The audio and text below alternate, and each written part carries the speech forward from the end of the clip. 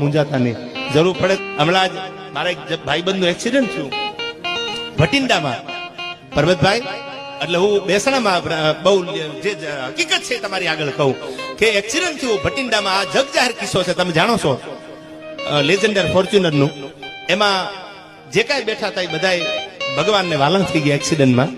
પંજાબમાં ભટિંડા એક્સિડન્ટ થયેલું. અર્જુન, મારો ભાઈબંધ અર્જુનસિંહ. અને હું જયારે ખરખરામ ગયો ને ત્યારે બધા મને વાત કરતા કે આપણે તો કોને ને ઓળખી, એક્સિડન્ટ થયું સવારમાં, પણ ખબર પડી આયા શંકરભાઈ ચૌધરીને. અને એને ઠેઠ પંજાબમાં ફોન કર્યો કે એક્સિડન્ટ થયું, ગાડી અમારી ગુજરાતની છે.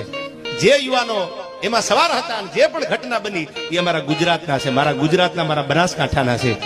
અને અહીંથી યાને એમપીને ફોન કર્યો, જે પણ કાંઈ એમને વ્યવસ્થા થતી એ કરી દીધી.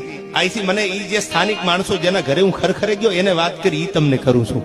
એને આંખમાં આહુડા હતા પરબતભાઈ, અને એને એટલું કીધું કે હારું થયું શંકરભાઈ હતા, તમારે ક્યાંય ઉપાધિ નહીં, કઈ તમારે દોડવું ન પડ્યું ને. અમે ભટિંડામાં કોને બોલાવીએ, અમે ક્યાં ગયા, લાસુ કાંઈ કબજે કરીએ અમે.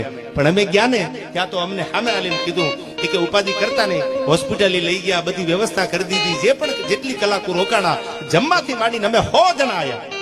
અમે 100 જણા અહીંથી ગયેલા, 100 જણાને જમાડી અને પછી કીધું કે તો થવાનું હતું, થઈ ગયું. પણ એ રોતા મને એટલું કીધું હતું કે અમે આજ પણ એનો ઉપકાર જીવનમાં ક્યારે